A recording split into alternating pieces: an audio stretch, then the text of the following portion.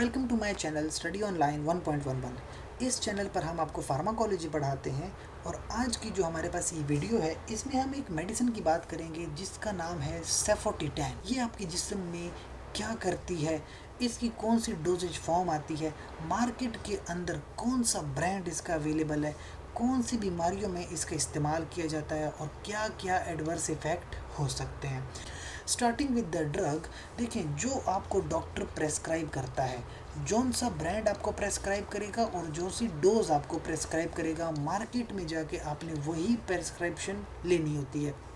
सबसे पहले सेफोटिटैन आप देख रहे हैं, सेफोटैन ये एक आपके पास ब्रांड है। इंजेक्शन आता है 1 ग्राम की, ये इंजेक्शन है, ठीक है। या फिर आपके पास 2 ग्राम की इंजेक्शंस भी अवेलेबल है। अच्छा जी, इसके अलावा जो है एक तो तैयार इंजेक्शंस हो गए जो 20 और 40 मिलीग्राम के होते हैं।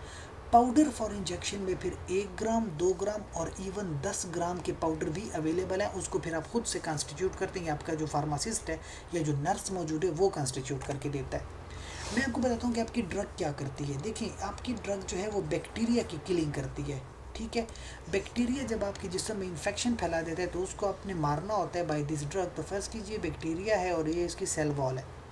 बैक्टीरिया की जो सेल वॉल होती है तो ये सेल वॉल आपस में क्रॉस लिंक्ड होती है। इस क्रॉस लिंकिंग के लिए एक स्पेसिफिक एंजाइम चाहिए जिसको हम कहते हैं ट्रांसपेप्टाइडेज, ठीक है।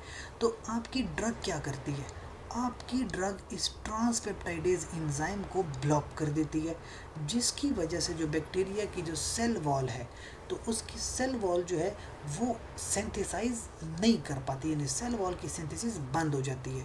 तो जब सेल वॉल की सिंथेसिस बंद हो जाती है, ट्रांसपेप्टाइडेशन भी नहीं होती, जिसके नतीजे में बैक्टीरिया की सेल की डेथ हो जाती है। हम इसको बैक्टीरियासिडल एक्टिविटी कहते हैं।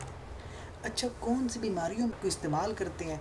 तो जल्द की बीमारियां, skin and structure infections, mild to moderate, यानी कि थोड़े कम भी हो सकती हैं या सीवियर काइंड ऑफ या मॉडरेट काइंड ऑफ इन्फेक्शंस हैं, तो आप जल्द के ऊपर 2 ग्राम की इंट्रावीनस यानी डायरेक्टली ब्लड में इंजेक्शन लगाते हैं।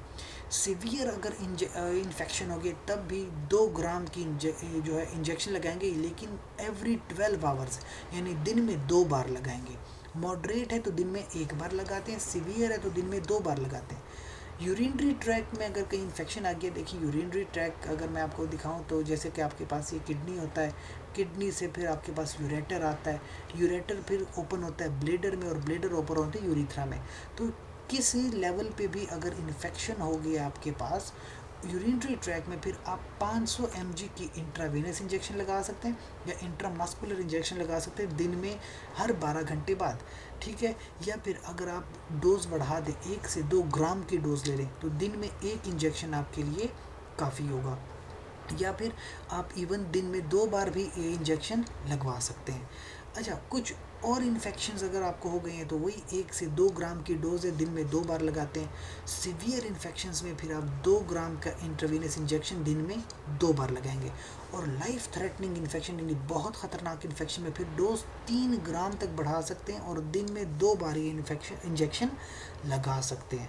यानी आपके पास मुख्तलिफ़ तरह के इन्फेक्शंस में सेफोटिटैन का इस्तेमाल किया जाता है। कुछ एडवर्स इफ़ेक्ट आपको हो सकते हैं क्योंकि ये एंटीबायोटिक है तो डायरिया वगैरह अक्सर हो जाता है, या जो लिवर के अंदर इसका इफ़ेक्ट है कि जो लिवर के जो एंजाइम्स हैं वो थोड़े बहुत बढ़ जाते हैं, AST ALT, या लोगों को एलर्जिक रिएक्शंस इससे हो सकते हैं। ज़्यादातर लोगों को नहीं होते लेकिन चंद एक लोगों को जो एलर्जी होती है जिन्हें उन्हें हो जाते हैं। ब्लीडिंग टाइम थोड़ा बढ़ जाता है।